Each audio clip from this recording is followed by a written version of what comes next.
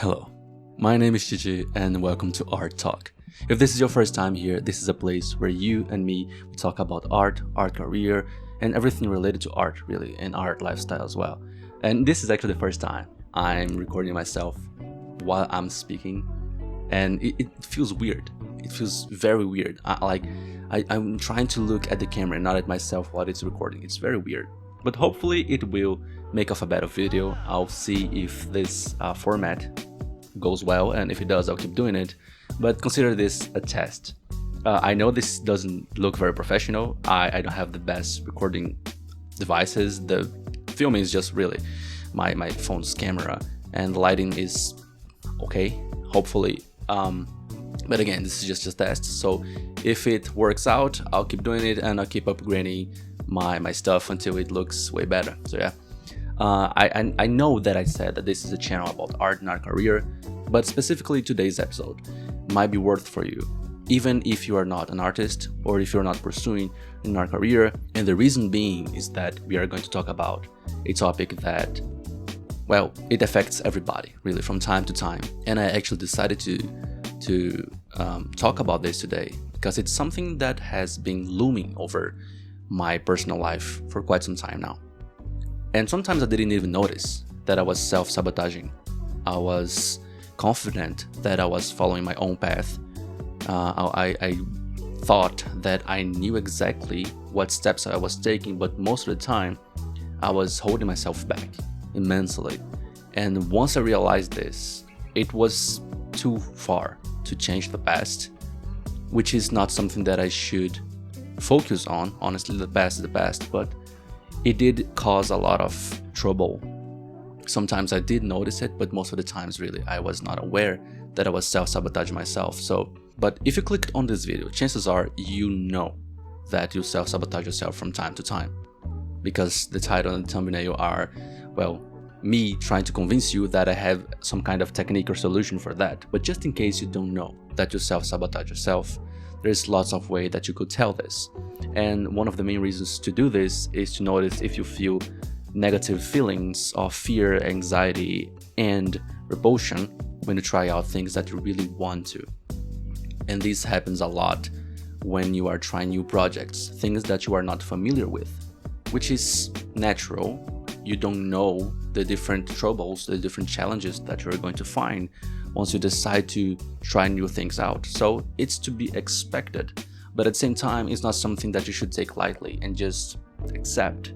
Having these negative feelings is, well, a sign that your body and mind is trying to compensate for things, but it's not really something that you should get acquainted with, because most of the time you're gonna get used to this feeling, and once you get used to it, it means that you are allowing this self-sabotaging to keep happening, which we don't want to. But before we continue, just to make clear, I'm not a doctor, I'm not a psychiatrist, and if you really feel a lot of self-sabotaging feelings, if you feel a lot of anxiety and depression related to this, if this causes you a lot of harm, please, I would highly encourage you to search for a therapist. They can definitely treat you and take care of you better than I can. But just in case you're trying something little extra so you can deal with these feelings while you don't go to therapy, or if these feelings are not as huge for you, or if you don't perceive them as this big of a problem, and you just want a quick fix, I think I have a kind of a neat technique. And it's very quick to do. It's really easy to do. It just demands that you actually do it when it happens. And once it does, you will see that you kind of naturally gravitates towards a solution instead of just keep self-sabotaging yourself. So the main thing that I have in mind when I think about self-sabotaging is that we should not follow the mindset of self-sabotaging as something inherently bad. Because if we think about self-sabotaging as inherently bad, it means that we are going to try to fight it with all forces. And like anything else in my life, I do believe that trying to force your way through something usually causes harm, usually causes different troubles. And something that was supposed to be taken lightly and with time and consideration and love is taken very seriously and very harshly, and you try to kill it, you try to eliminate it abruptly, and sometimes it causes a lot of harm. It causes a lot of secondary issues that you could not even think about before. So we don't want that. And when I think about self-sabotaging, I think about your own ego trying to fight itself, because really it all happens in your mind. Of course, there are a lot of external factors that can determine it or help the self-sabotaging aspect of yourself to grow on you. But at the end of the day, it's all mental. It's on your mind. And one thing that the mind tries to do with you is that it tries to protect you. Sometimes it doesn't feel like this. It doesn't feel like that at all. It feels like your mind is trying to F you up every time it can. But it's not really like that. Sometimes you're trying to pursue a specific type of endeavor or lifestyle that your mind thinks you're not ready for. You are, but your mind is not used to it. It is used to old patterns. It is used to a way of thinking and acting that you know how to deal with. You know how to struggle with, actually. Because that's the thing. Self-sabotaging is not about your mind saying, hey, I don't want you to struggle with this new problem. It's more like your mind saying, I don't want to know what troubles are that this new thing is going to give me, because I don't know how to deal with it. Sometimes it's very clear that chasing your dreams, chasing a new project, trying something new, or keeping up with a good habit that you're trying to keep up with is great for you, and that is going to lead to great results. But your mind knows that unforeseen troubles and problems can arise from different things, mainly new things. And as much as your current reality, your current habits might be bad for you, your mind knows how to deal with them, or at least how to struggle with them. It's different from something new because you don't know how to react to things that you don't know yet. Your mind, your subconscious mind, kind of knows that pursuing these new ideas, trying out these new habits, trying new things out, creating new projects or keeping up with new projects are things that are going to give you new problems to solve. And it doesn't know the new problems.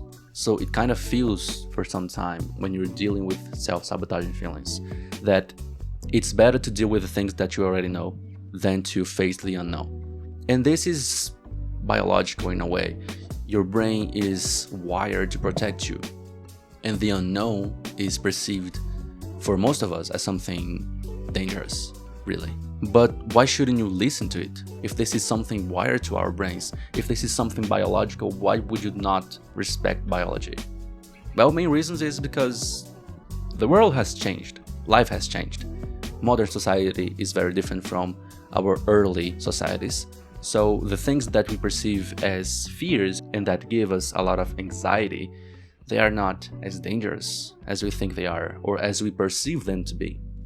A lot of times we have these dilemmas in our head, like, should I pursue this art career or should I just stay my job? Like, you could do both, and there's no rules for you to choose one over the other. But this feeling of self-sabotage kind of puts everything in binary codes, and it's either one option or the other. In reality, nothing in life, for most part, is really one thing or the other. It's always a spectrum. There's an immense gray area that you could choose from, but this binary thinking helps your mind to protect you, because it helps you to stay with the known that does some harm to you than to choose something new that can cause new troubles that you don't know how to deal with. But for most of the time, you can rationalize your way through it, understanding that every step you take causes different reactions from the world, and it doesn't necessarily cause you harm.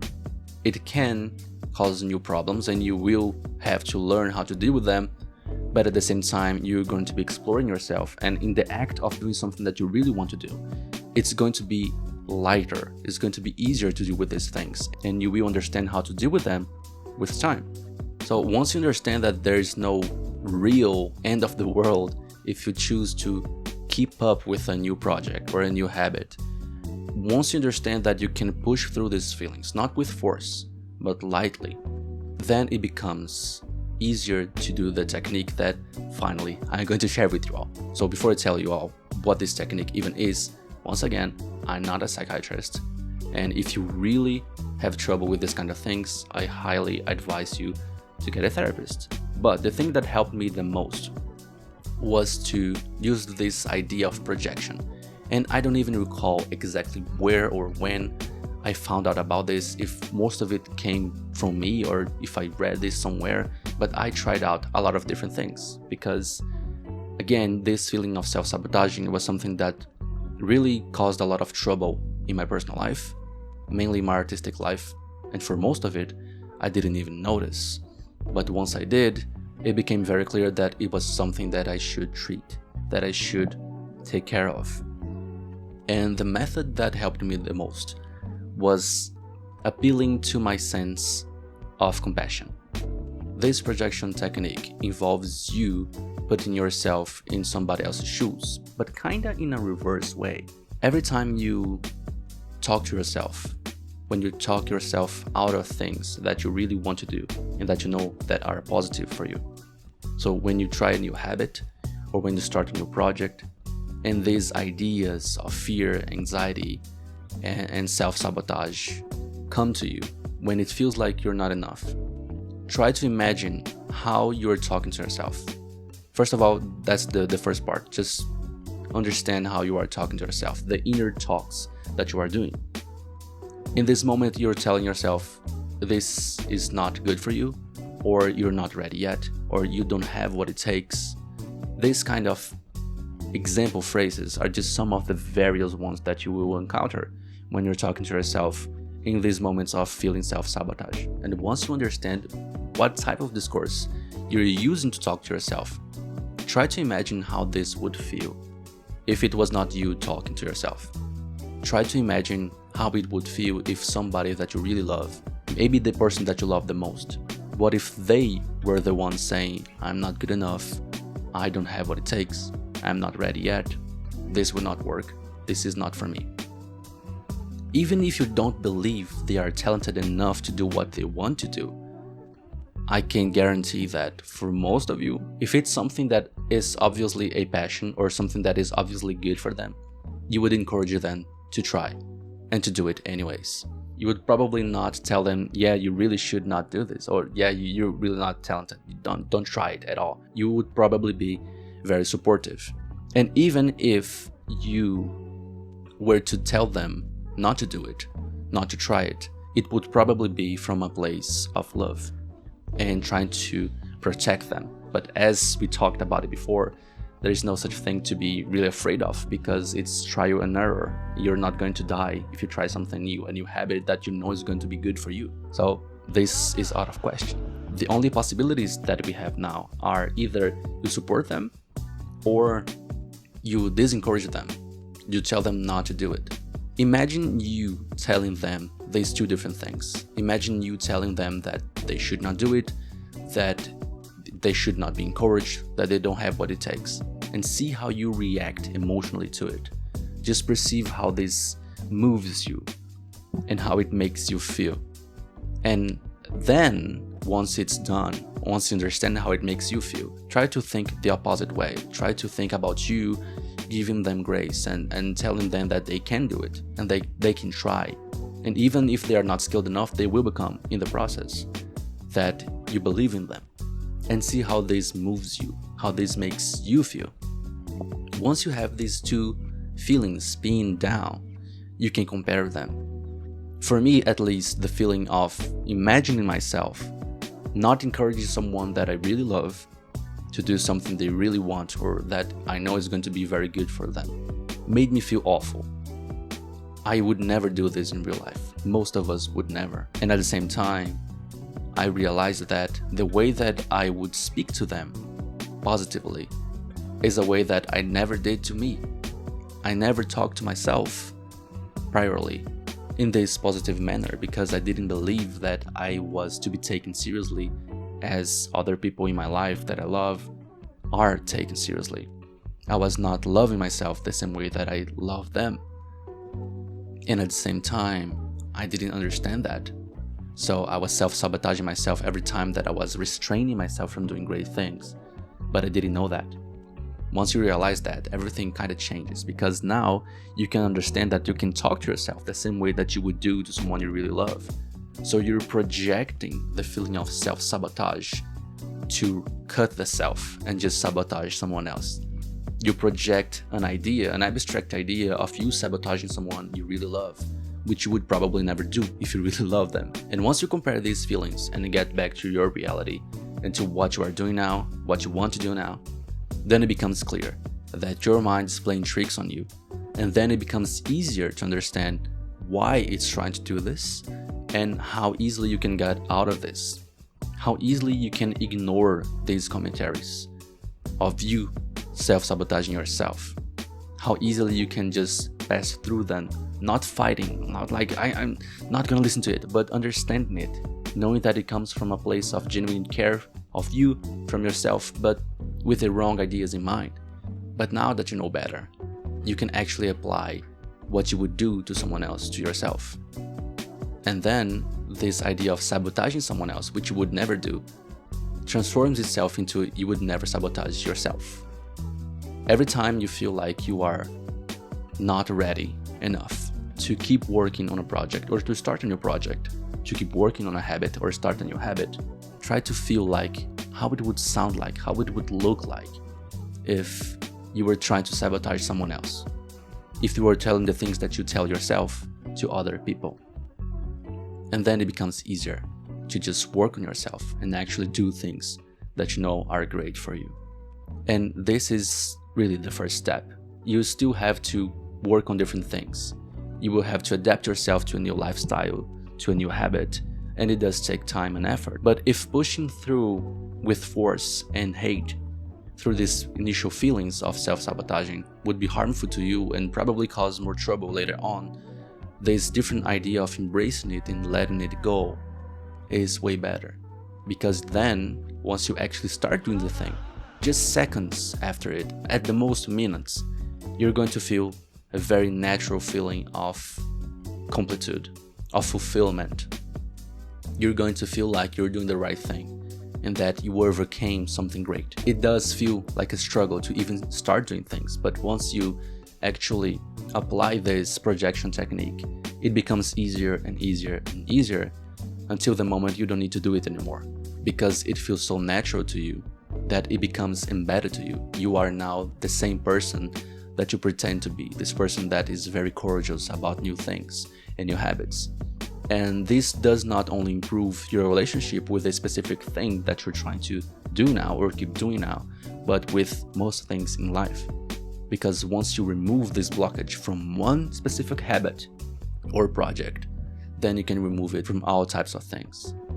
So, if you're struggling with self-sabotage feelings, I highly encourage you to try this out, at least for a week. Try this 7 times, and you're gonna see that it becomes easier and easier each time. This is everything that I had to say for this topic today. Again, this camera thing is very weird. I don't know if I'm gonna stick to it, but tell me what you think in the comments. And if you have any ideas, advices, opinions on this, please drop them in the comment. And if this helped you in any way, like and subscribe so this video can reach more people and help them out as well. So at last but not least, thank you so much for joining me today, and I'll see you next time. See ya.